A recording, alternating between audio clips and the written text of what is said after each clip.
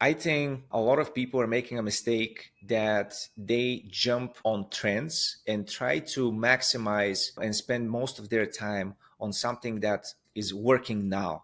That's very important. But if you don't know the fundamentals, things that worked in the last 5 years, in the next 5 years, if you crack the code on these creative strategies, then you're set for success. We already have a lot on our plate and our arsenal of strategies, so to say, that we can pull so many winners. I call them evergreen.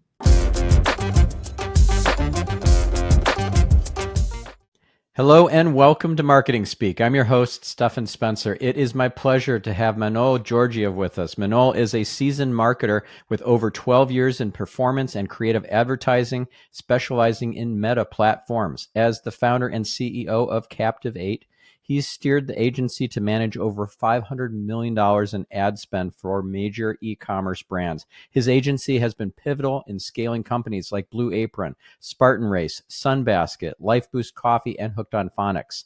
An acclaimed international speaker, Manol has shared the stage with renowned entrepreneurs such as Sarah Blakely, Robert Kiyosaki, and Dave Asprey. Manol, it's so great to have you on the show. Thanks so much for having me. I'm excited about that. Yeah, so we met at a Maverick event. That's Yannick Silver's mastermind, which I love, and I know you do too. But Yannick's been a guest on the podcast, and we spoke a lot about like metaphysical stuff, not about meta the platform, but about metaphysical. Yeah. So, what is it about Maverick that really drew you in and keeps you going to events and being a member? Oh yeah, it's the people. That's the first thing. The feeling of all of a sudden you end up amongst people who you feel like you've been friends with them for a long time, and nowadays it's just hard to make new strong relationships and friends. It's not that easy, and then you just end up amongst all these people. There's no drama. Everybody is fun. There's no pressure from nothing. It's a very good feeling when you get there the first time, and then when you realize it, you want to stick around. So it's for me, it's the people. Before Yannick, I met Sophia, Mm-hmm. and Sophia runs the show there. She's great. So me and my wife, we met Sophia, and she invited us a couple of times before we officially became Mavericks too. And yeah, we just met amazing people. We meet them um, during the Maverick trips and events, and outside as well. So I would say like I built a very strong friendships and relationships through Mavericks. So it's invaluable. Yeah, yeah, and you're also speaking at events. You've been in other masterminds and things too. We were just talking before recording that you just spoke at Flight Club. I I did not know. speak. I was there, but I did not speak at Oh, Flight Club. okay, Yes. okay. But Yeah. you do speak at events. What's an example of an event that you've spoken at? Marketing I know. events, mainly marketing events. Um, Entrepreneur, like I mean, the audience are entrepreneurs, startups, Amazon sellers, just e-com brands, and anyone that's running digital marketing. Specifically, like if I can speak to an audience that's interested in scaling and growing their business and brand with meta advertising, this is where you'll see me speak. But yeah, at Flight Club, I did not speak there. And I tend to speak like to a little bit like larger audiences where I can, just provide more value to people who are looking to learn how to scale with Meta. Not that I'm saying that, I've spoken to Mavericks, very small groups of people as well. That's how I met Sophia. I met other people who invited me to bigger stages as well. Um, but yeah, I mean, it's everything's word of mouth, and it's great to provide value off stage. That's what I enjoy. Yep. Um, Besides, Yeah, speaking of word of mouth, by the way, yeah. Mike Zeller apparently, because I was chatting with Mike has been a guest Okay. on the podcast, and he's like, "I got this great guy. I want you to introduce you to. His name is Manol." I'm like, "There's only Oh, one Manol that I know of, and I bet it's the same oh, Manol." Mike is amazing. Yeah, I met him at Flight Club, and Yeah. that's, you see, like, this is another example, like, why these masterminds, um, and small communities are so great, because you get there, and then you don't look to, well, you don't have any expectations, like the way I met you, right? Like, we were just at dinner, and I said hi to your son, and then he was playing with something, and then we exchanged a few words, and here I am. Yep. So that's how it happens. And Mike is amazing. Just wanted to give some just to say something He about is. Mike. Yeah, Yes. I met him there. Great guy. We were both like going to our rooms, and then we just like, hey, why don't we just stop at that Mexican place here and grab some tacos? And then we had an amazing conversation, like hour and a half. And yeah, I like him a lot. Great guy. Yeah. Yeah. He's great. I've known him probably for a decade, I think. Oh yeah. Yeah, yeah. So we're both connected through the Tony Robbins community, so platinum partnership. And I'm not an active platinum partner with Tony Robbins anymore, but yeah, he's been active in that community, and so have I. Anyway, so let's talk about meta advertising and how the heck did you end up specializing in that? Why not Google? Why not be an kind of more of a generalist advertising agency covering all platforms? What is it about Meta? Um, So let me see, because I can tell the story, a few different stories, but I'll tell you how I began, because this is a little bit more fun and interesting story. And I always like to remind myself how I started. So when I Mm-hmm. um, first started running ads on Facebook, there was just a few books on Amazon. There were no courses. I'm talking about like 12, 13 years ago. Um, so before I run ads on Facebook, I had dating websites, and few dating websites. One of them was for Bulgarians. I'm originally from Bulgaria, for Bulgarians who live abroad, just like me. Um, and not that I was looking for a date, but I was like, there's no communities online, and for Bulgarians who live in the States. So I decided that was one of my first projects as an entrepreneur.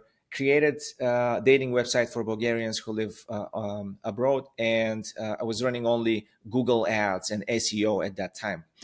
That's when I knew a little bit about SEO. Now I don't know. I'm like so rusty, to be honest.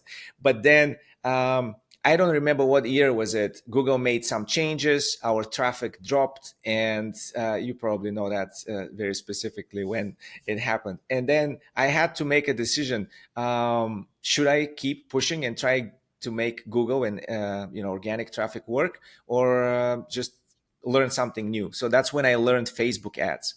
And I started reading and learning Facebook ads. And to be honest, I got addicted to running Facebook ads early on. It's just totally different experience, totally different thing than paid search. And ever since then, I love it. Like, it's never been something that I get tired of.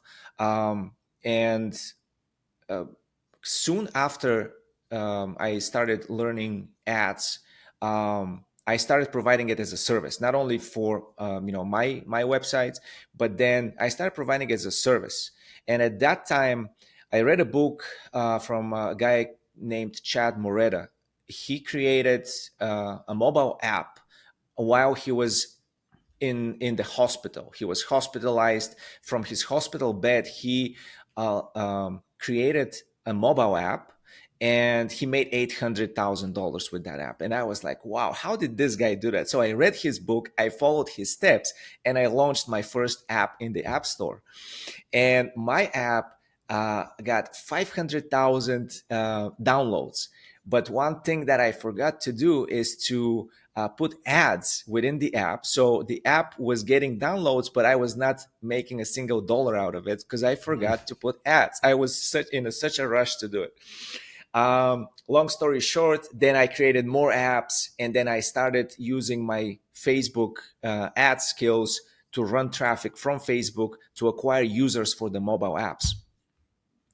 Okay, so this is another period. So after this period, I am at a stage where I'm running ads as a service to mobile games and mobile apps, because nobody at that time knew how to do that. There were like only few big agencies that were providing user acquisition services, and from one client to another, I ended up working as a contractor, user acquisition contractor, for big publishing game publishers like Glue Mobile, Gordon Ramsay, Kim Kardashian game. They have like games with millions and millions of active users.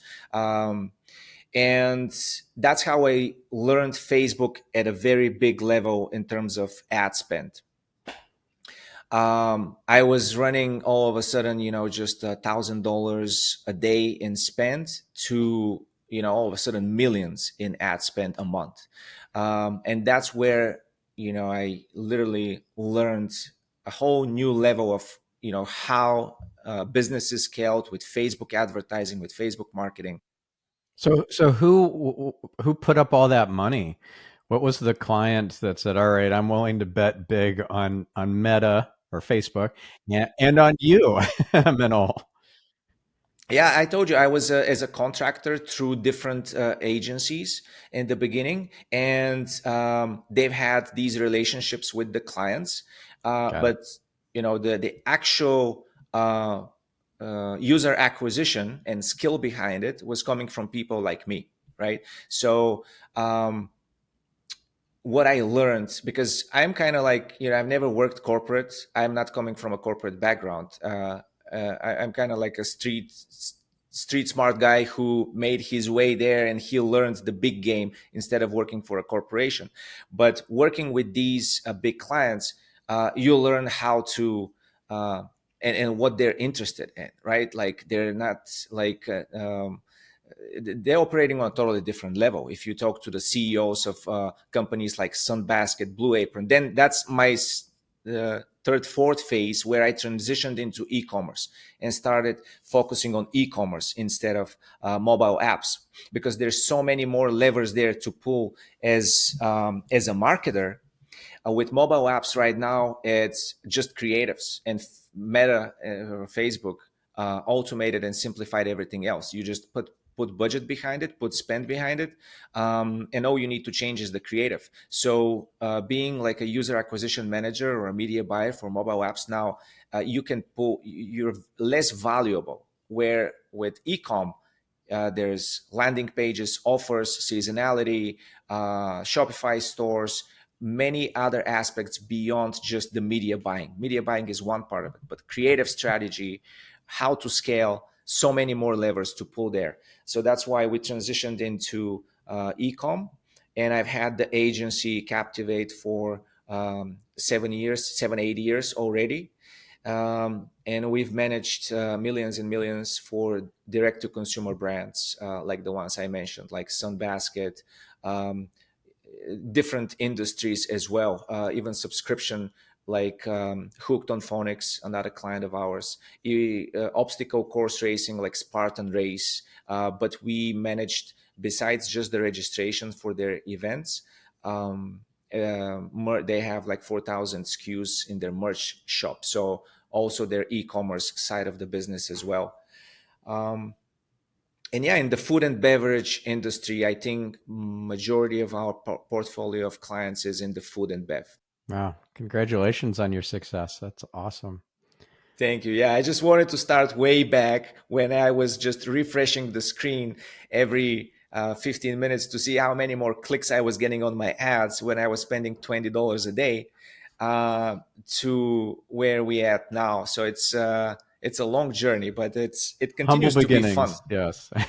Humble beginnings. I love the humble beginnings, and I tend to keep, you know, feel that way because it's just I think it's the most exciting. What made you want to specialize in being an agency and not in your own kind of e-commerce company, mobile app company, et cetera? Because presumably you could make a lot of money being an e-com company, and with the know-how that you have around meta advertising, you could really blow that up. That is true. I mean, it's the way it worked with the mobile apps is you just see what makes you more money, right? Um, what are you better at? What is the consistent thing that brings you money and brings you joy over the years, where everything else is looks like it's kind of you know it's not your strength. So first of Yeah. all, I had apps in the app store, but they were not the highest quality apps. I've had friends who created high quality apps and teams around them. um, it was just not bringing me, the same excitement as to, just run and perform, run ads and marketing and acquisition marketing as a service and perform and see the results from that, versus focusing on just scaling one app. I had friends with millions and millions of downloads per month on a single app, and their business revolves around that one game or app. So what they are doing on daily basis is like, okay, how can we make this app monetize better? We need to add 200 more levels in the app so we get the user deeper and deeper, like what Candy Crush Saga is doing. They have thousands of levels so that they can have that LTV and to just spend more money for acquisition marketing that way, in simple words. So I didn't want to build like a game. I just wanted to do what I do best and do more of it, and that's how I ended up having an agency. And so we still focus mainly on Meta. We don't do at this point TikTok. We don't do paid search, Pinterest, or anything else. We don't do email. We're strictly specializing in scaling brands on Meta. Yeah. So are you concerned that maybe you put all your eggs in one basket, in Zook's basket? And what if, I don't know, things kind of go sideways with Meta? It's been a concern, but I'm a kind of risky. Yeah, you're a risk So taker. I far, am too. yeah. Bet it all on red. um, Yes. it's and also it's not such a risky thing to do, because at the same time I want to provide top quality with one thing that we do best. So that makes us more exclusive, first of all. Um, Second is I don't want to get distracted, or my team to be distracted with being experts in too many things, and then at the end of the day we're not expert at all of them. um, so that's why we've been focused on Meta. I think the time comes where we're now exploring more, and we're gonna probably add TikTok as well, because things are very similar there in terms of the media buying. In terms of creative strategy, TikTok is completely different than Facebook. Um, but I'm willing to make that investment now, and then in a year from now, we master that as well. But I want to do it in a way where it doesn't compromise the quality of work and service we provide to the clients. And we tend to, have very strong relationship with the clients. So, as long as it doesn't hurt what we do for clients now, we'll explore more into different platforms. Mhm. Yep. Gotcha. So what is it about the creative strategy that you bring for e-commerce brands that you want to talk about? Like what are some of the what's part of the secret sauce that you bring besides just, oh, we know how to press the levers and turn the dials on inside of the Meta platform? What else do you bring in terms of strategy? That's a good question. And, you know, I think a lot of people are making a mistake that they jump on trends and try to maximize and spend most of their time on something that currently is working now. I mean, that's very important. Like I encourage that as well. But if you don't know the fundamentals and things that are the basics, the basics, things that worked in the last 5 years, 5 years ago, they work now, and knowing what will work in the next 5 years. If you crack the code on these creative strategies, um, then you're set for success. And this is what I learned throughout, like with managing so many accounts, working with many businesses. We already have a lot on our plate and our arsenal of strategies, so to say. Um, that we can pull so many winners that are, I call them evergreen, right? Like, and then they tend to be very basic and not something extraordinary that you need to create, for example, a video with a production studio that's going to cost you a lot of money, like 20, 60,000. Because we have clients that have these budgets. They invest in these creatives. We test them on Facebook, and then, I mean, they perform for a while, and then they don't justify the budget. They bring and elevate the brand because they're super high production, high quality, but not necessarily. They don't necessarily bring the same efficiency as something that is very inexpensive. Like, for example, an image compared to a $60,000 video that is, high production video with talent and actors and acting scripts, studio, and all of that. So how can you compare like an image that costs you nothing? You can create it in Canva, and a video that's $60,000. So one could be the image. If it's an evergreen concept, you can count on it to work in the future, or at least we know that evergreen concepts and a strategy will work across different industries for e-commerce. So that's what we do. We have an arsenal of these strategies and creative concepts that work for one client, and we perfect them to the point where we can apply them to different businesses and still see the results. So we don't have to reinvent the wheel every time. This is what is one of our secret sauces, so to say, and what we do best. But that also comes with a lot of testing. That comes with experience. But knowing some of these basics, like for example, I'll give you one. Like we're not on a screen share or anything, but it's the us versus them concept. That is, anyone who is running ads on Facebook, they already know that us versus them.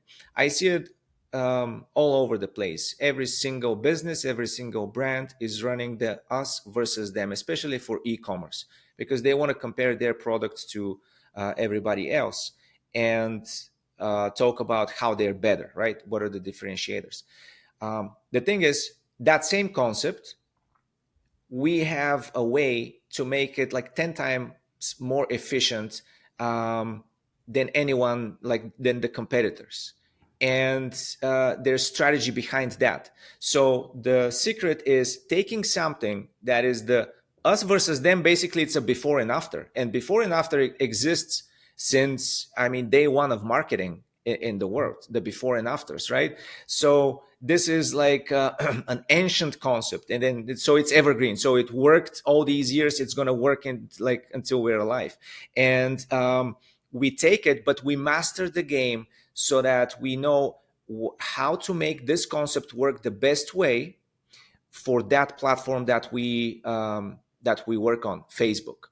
And this is where the secret sauce comes into place, where everybody can use it, but a lot of people, like probably like 90% of the marketers, they're not using it to the optimal form. So they're not achieving the same results. So Do you have can't any really like, examples that you could share that we could put yeah, into the show notes for this episode, like 100%. videos and image ads and so forth that we could embed or screenshot? Yeah, I can do that. Yeah. Oh, that'd be awesome. Um, Yeah, I'd love to be able to show our listener some of your work. I'll tell you another thing that is going to be interesting for the listeners is the UGC, the so-called user-generated creatives, user-generated content. Hmm. So, like few years, like 3-4 years ago, when that became a thing, the UGC, right? It was very effective in the beginning because very few people were using it. Like, I mean, not people, but advertisers. Were using it. So it was very effective. Now it's on the down, it's trending down because it got oversaturated. So as soon as it becomes the commodity, it's not as effective anymore because everybody is doing it. Even though um, marketers and advertisers are becoming really smart in how to conceptualize their videos, how to use different hooks, different angles, different openers of the videos to increase their metrics, like the click-through rate, the engagement, the how long the video is being watched. It's still the same UGC. Like if you see that as a consumer, now the people's bullshit meter is very advanced now. They know an ad when they see an ad. They know that this person in the in the video is a creator. He's not a real customer of the brand. And putting a script in these actors, so they're paid creators, right? So they're not real customers. Even if you give them a script, they don't sound authentic. So now what happens is a lot of advertisers, brands are paying money for constantly getting these UGC creatives that are edited videos that are supposed to work. And here comes one video, and we do that all the time, that was from a real customer without giving them a script and asking them to just genuinely record a video and talk about how they feel from using the product for like the last 6 months. And we are not even adding any edits, no text on the video, nothing, raw and real. And we launch that video and absolutely crushes any paid actor or creator videos out there. So because it's so genuine, so people now that like they want back, or not they want, they it's about the trust. Like the trust in the UGC goes down, and now authentic unedited videos are on the trend up. And because now that's not a commodity. And again, to the basic stuff, right? Like this is always going to work. You cannot beat authenticity. And I call this a raw and real because this also is part of our strategy. You have to test a lot of different content, and you have to test it in its raw and real form. And a lot of people don't want to do that because they're assuming, oh, this is it's just this is off brand, or it doesn't look good, we need to polish it up, have to make it more pretty. But Facebook works in the opposite way. The the more real, the more raw and authentic and unedited content you paste there, the less it looks like an ad, and then increases click-through rates. You learn more and you learn faster, and then you get to these winning concepts really fast. And then once you tested like 20-30 of these unedited pieces of content, one of these will completely crush everything else, and now you focus into making it into a more polished version. So it's the aggressive testing without prejudice, without like assuming too much. You have to test absolutely everything and really fast. Yeah. And how are you testing and finessing, for example, the hook let's say you have this raw and real and authentic uh, user testimonial, customer testimonial that is, good storytelling, but could be better, could have started with a punchier hook. Are you taking bits from the end of the interview and putting it at the beginning and testing which hooks the viewer better, or how are you improving the hooks? Yeah, actually, you described it right. If it's a 1 minute video, we can chop it into 10 different videos with it really depends like what the material is like, but if you can just chop that video into mini pieces and then just reorder them, right? Like if you cut it into five, then start putting different openings of the video, because people have, like, you have about 3 seconds, not even three, like 2 seconds to catch their attention on Facebook. The first 2 seconds will determine whether they will stay and watch more of the video. Um, Only about 5 to 10% watch the video until the end. I would say like not even 10%. So imagine, from like all these videos that you produce, if you spend so much time producing and assuming that someone will stay and watch everything you did until the end, only 5% will. So what you need to do is test the beginnings and see what's going to give you a higher view rate on the videos. And again, that comes with a volume of creatives being tested. But what I would say is not a volume of the same concept, um, but volume of different concepts, like diversity, whether it's image or video. Then you have on Meta, that's the thing. It's not like TikTok, it's like a vertical real format videos only. On Facebook you have images, then you have two platforms, you have um, Facebook and Instagram as well. So you have videos and images, then you have many different placements there. You have newsfeed, you have desktop, right hand side, square videos, tall videos, landscape videos. You have Messenger, so you have WhatsApp. So if you know how to optimize your creative to fit into all these placements, you can tap into net new customers that way, just by switching the format of a video that was performing as a landscape. If you make it a square video, you tap into the highest volume of inventory and reach on Facebook, which is the Facebook newsfeed. This is the tops you can get, the most scalable one. So another probably suggestion to whoever is listening is try to make square videos or images work with your acquisition marketing on Facebook, and try to make that to convert only on Facebook newsfeed. If you crack the code on that, then everything else becomes very easy for you. You have a scalable business, you have a scalable campaign, scalable creative, because that's where the money is. It's in the highest volume of inventory, Facebook newsfeed.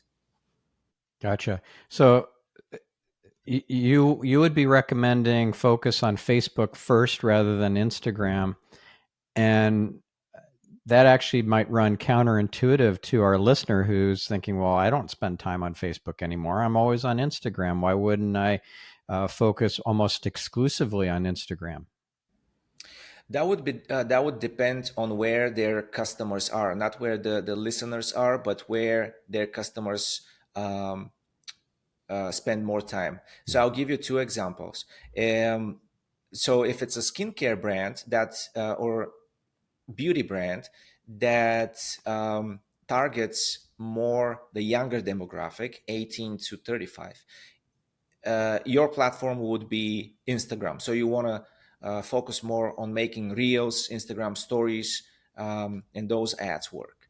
But if you're selling organic chicken, and I'm giving you these examples because I have clients like that. If you're selling pasture raised organic chicken, then you're into the health conscious people who are doing shopping, but you also want to see like what demographic converts best on social media for that, and that's not the 18 to 35, that's the 45 plus, and even going like 65 plus, right? So these are the people we're targeting with this type of client, this type of product. We don't even target 18 to 35, we exclude them from targeting sometimes. So the older demographic, they hang out more on Facebook because it's different. Facebook has groups, Facebook has news feeds with more of like for like a comment. The comment section is more of a discussion, um, and it's better to me on Facebook than Instagram. Instagram is more like visually to see better things. Facebook is just you want to see like what people were doing, but also learn something in a way. So Facebook works better for the older demographic. Instagram works naturally for the younger demographic. Right. And is there a particular style of reel or story or carousel or a still image or something that really grabs attention, is very effective these days? um, there's so many. I can't just pick one, but one strategy that the listeners can test is start with a different opener. The opener, what we do is the first 3 seconds of the video. Um, if you know that one, like you've had a video that worked for years and years, like we just have a client like that. I cannot tell you the name, but in their ad account, they've spent close to $2 million on a video that the founder of the video recorded back in 2020. That video took off. They never made any changes to the video, so now the video is not performing, is not as effective anymore. And what you need to do is just take different pieces of different videos that are a little bit more mesmerizing. We call these like mesmerizing openers, and you put the 3 seconds in front of that video. You change the format from you know landscape to square, for example. That taps into completely different placements now. And with that new opener, that's a fresh video, and it's a little bit clickbaity. It's a little bit like a different hook. So, for instance, we were showing this purple blob, like it in someone's hand, but it looks very mesmerizing, almost like it's immediately you want to see and understand what that is. Um, that purple blob. I don't even know what that is, but we put it for a skincare brand, and then that was in the first 3 seconds. There was a little headline that says, "I'm 63 years of age, um, and that erased my wrinkles," or something in that line. That got rid of my wrinkles. And then the click-through rate goes through the roof because everybody thinks it's the purple blob that erases the wrinkles, right? But then after the first second of the video, it goes into this authentic customer testimonial, and then people are hooked into listening, assuming, okay, maybe the purple blob will appear somewhere in that woman is going to say something about it, and the video is for 2 minutes. The more they listen, and because it's just an authentic video, they now see, okay, it's a legit company. This is a legit person that speaks to us, and most probably just the products that she reviews are very legit as well.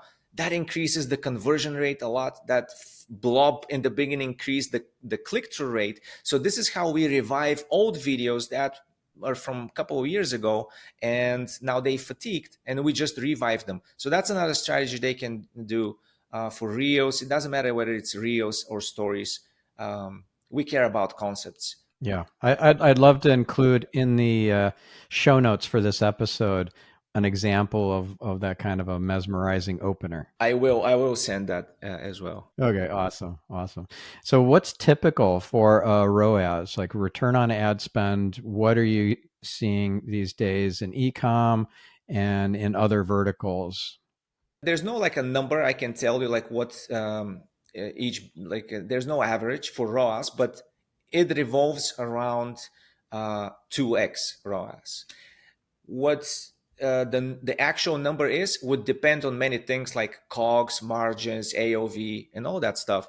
But I'll tell you more specifically what everyone wants to achieve now, and that is break even on a first customer acquired through the platform, through Meta. So that is the break even point, is the scaling point. If you can achieve that, basically they don't lose no money. um, they want to be a little bit profitable if possible. If not, if you're breaking even at 2x ROAS, then that's the point at where you want to scale. There was Yeah. a coffee brand that we scaled from 17K in revenue. Their break even ROAS was 2.15. That means with 2.15 ROAS, the ads are being paid for, and then therefore you're just acquiring and capturing market, and you're profiting on the return on people coming back and buying more. And yeah, and we scaled that brand with this ROAS target from the 17K to 3.5 million, and then for we worked with them for the last 4 years. So that's So a that's called great a success story. self-liquidating offer, right? So a product or Yes, service that exactly. pays for its own advertising cost. That is what the majority of clients we work with want to achieve. Yeah. But there's also another side of it, which is if you're getting into e-commerce, or if you're already into e-commerce, you definitely need to put like a subscription model into your business, because at the end of the day, it's the LTV that dictates how much you can spend upfront to acquire a customer. Yeah. And if you have LTV, higher lifetime LTV, value of the yeah, customer. lifetime value of the customer. So if you have subscriptions, so one of our brands, the coffee brand that we scaled, if they stop advertising and running ads, they're still bringing in like 1.5 million in recurring revenue just from the subscriptions that came from the acquisition marketing we did for them. Which that now that is the business. If you stop running ads and you still get revenue, you have a business. But if you constantly have to fight for a new customer, then it's pretty tough. All the food in the box subscription businesses, Blue Apron, Sunbasket, all Hello Fresh. Actually, now it's just one big player, like Hello Fresh. They're like 80%, and then all the other ones are 20%. But for these businesses, they were paying um, way above the break even a point to acquire new customers. So basically, they're losing money up front, knowing that in a year from now they'll break even. That's where like the capital comes in, and you capture market, assuming you're gonna make money down the road. And not always this doesn't always happen, because if you don't know your retention that well, you might not get to there, and then some of these companies bankrupted, etc. So ideal scenario, break even on the first customer. Got it. Okay. So what would be uh, like a huge success, like just you crushed it for a client? What would be an example that you haven't already spoken of, and something maybe counterintuitive or surprising that you found by testing or by just intuition? And yeah, just regale us with the amazing results. Counterintuitive would be I have so many of these examples, and these are the most fun. However, these are me being really aggressive with testing and pushing my team to test aggressively, like when I was starting. This is a part of like why I got so successful on Facebook in terms of driving results, is because I'm testing really aggressively. Very things that really like anyone who runs ads would be like, this is never going to perform. So you have to get out of the box and test things that makes no sense. For instance, for the coffee brand, what we did in the beginning is we tested a video that was a video of someone eating a cake, but it was not like you can only see a fork cutting through a chocolate cake, like different layers, but it was like recorded with an iPhone, so the quality was not even that good. It's not like a stock video. It was with an iPhone, and it's a close up, and all you see is this close up of a fork cutting through the cake. And the video was only that for 5 seconds. So it was 5 seconds video, no text on it, nothing. And the ad copy on the creative was talking about coffee. And so imagine how weird that is, because you see it on Facebook, and then first thing you see is the video. You don't stop on the ad because you see text. So the ad copy doesn't matter. What matters is, first, are you going to stop and watch that video? And then is that video or image going to trigger you to want to learn more? What did I just see? Why am I seeing it? What is it? So people were seeing that cake, and then they read the ad copy, and the ad copy talks about no cake. It's about the coffee, that the coffee is low acid, it's organic, and how it's better for you. And then people are like, okay, what does this cake have to do with the coffee? Then they comment in the comment section. It becomes a huge discussion. Most of the people are not even asking, why do you show cake? A lot of people do. And this is the good thing about Facebook, is like the more people start commenting, and it's not negative, right? They're not degrading the brand, a negative comment. As long as they're not negative, you're fine, because Facebook loves that there's discussion. More people, that means more people spend more time on their platform, and this becomes and gets the viral effect of the ad, right? But if you think about it, it's like, who would think of testing a cake for 5 seconds and then not even talk about the coffee?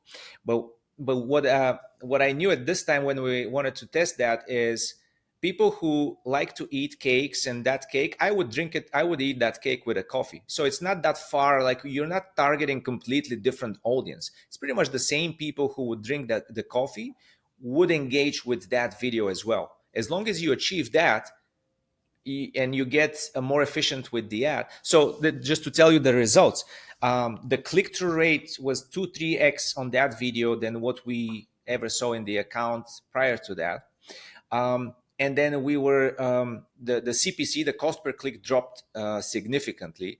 So we were driving the same traffic, the same audience, to the offer page for like a fraction of what we used to pay with other ads. So it doesn't really matter what video drives them to the page, as long as the sales page and the offer is relevant to the audience you're targeting. So that was one example, and we have many of these funny creatives. Yeah, that's fun. That's fun. Awesome.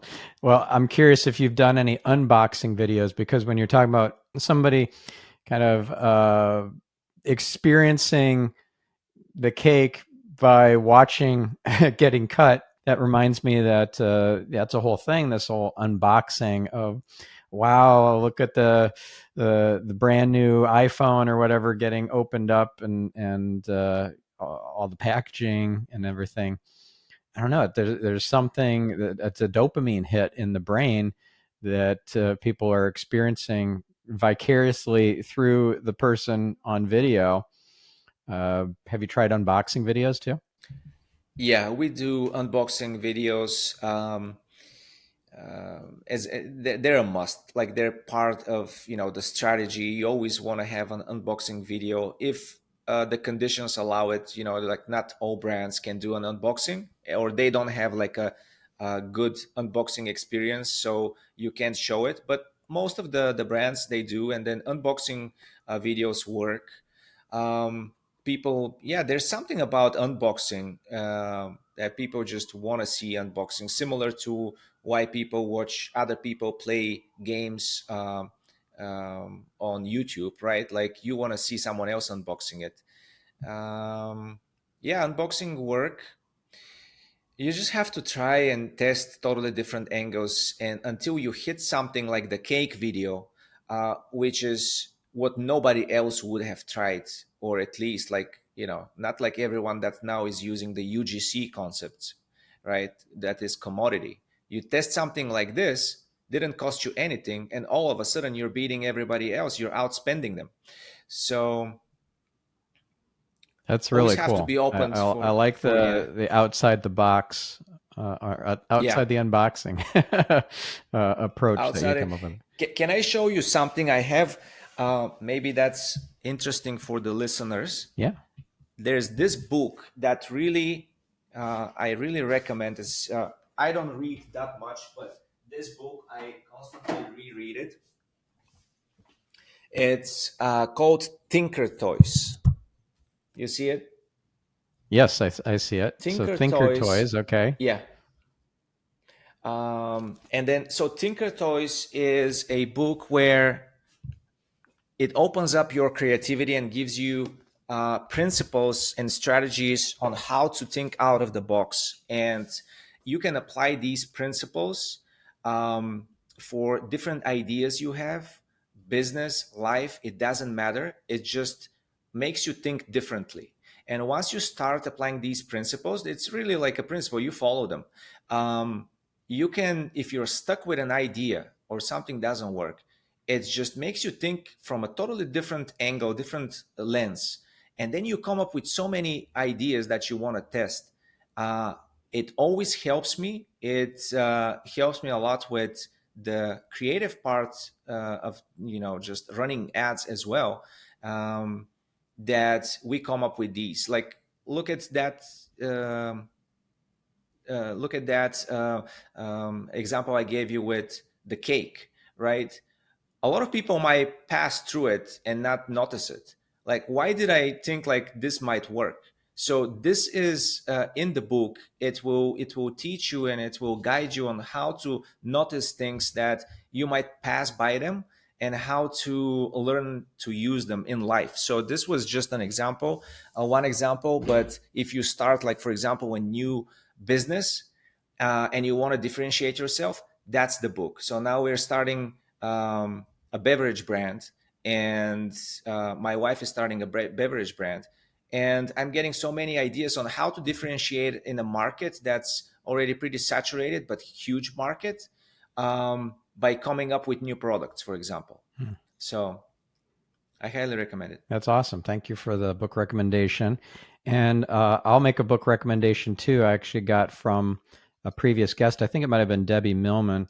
And the book is, I don't know, 100 years, not quite 100 years old, 80 something years old.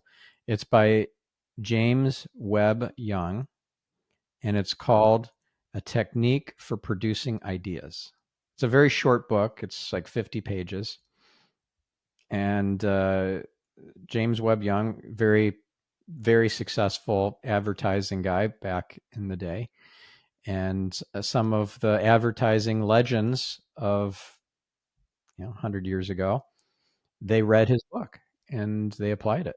It's really a cool way of laying out the process for coming up with outside the box ideas in I 50 will get pages. it. James Webb Young.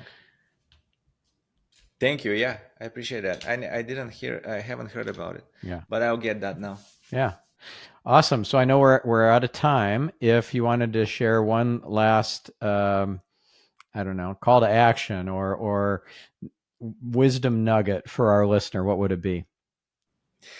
Um, Take action on your ideas. Don't overthink them. I always tended to overthink, um, and this is probably something that's not new. Everybody has heard it, but I think you cannot get tired of hearing that, because you tend to forget it and not follow it so often, that I think we have to remind ourselves, just take action, go through the failures pretty fast. Don't fall in love with everything you do, because it might not be a success, but as long as it's a numbers game at the end of the day. So you have to fail a lot.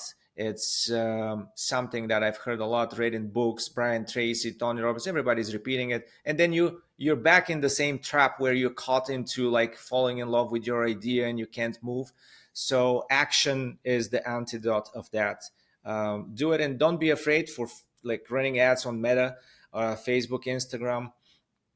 Test things that are super authentic, raw and real, because this is what's gonna give you, just it's low hanging fruit. And again, it's not gonna prevent you from taking action fast, because these are content. This is content that exists. You already have it. All you need is just to launch it and test it. So this is the fastest way. Like if you in the next 1 or 2 hours want to try something, gather all the content you have from your existing customers, from social media, Instagram, TikTok, Amazon reviews, and launch them and test them as is in your ad account with very little budget. See which one performs in a couple of days, and then figure out why did this thing work, and then do more of it. Okay, so this is an actionable advice in the next few hours if you want to do the exercise and do it. So Awesome. And do you I mean, this is out there question, but do you have a favorite movie that you has nothing to do with the topic of this episode, yeah, but like I don't know, the Matrix or Avatar or something? What's your favorite movie? it's one of my favorite movies is Glenn Oh Ross. yes, Coffee's for Have you Closers. seen? Yes, Coffee's for Closers Only. Amazing movie. Yeah, yeah, It's one of my that is a favorite. good one. Awesome. All right. Well, thank you, Manol. Thank you, listener. We'll catch you on the next episode. And in the meantime, if you can make a difference in the world through your marketing and through your business, please do so. If not now, then when? And if not you, then who? Manol, if you could share the website address for your agency. Yes, I will. It's Captivate, CAPPTIVE number 8.com. Captivate.com. Yes, because all the other domains were taken. Yeah, all the other domains were taken. Yeah, and your history of being an app developer, I can see where app would make it with two It comes P's. from app, yeah, from the user acquisition. Yeah, That's how we started. It was a user acquisition agency first. yeah, awesome. Thank you for having me, Stefan. Thank you for coming, and thank you, listener. We'll catch you on the next episode. I'm your host, Stephan Spencer, signing off.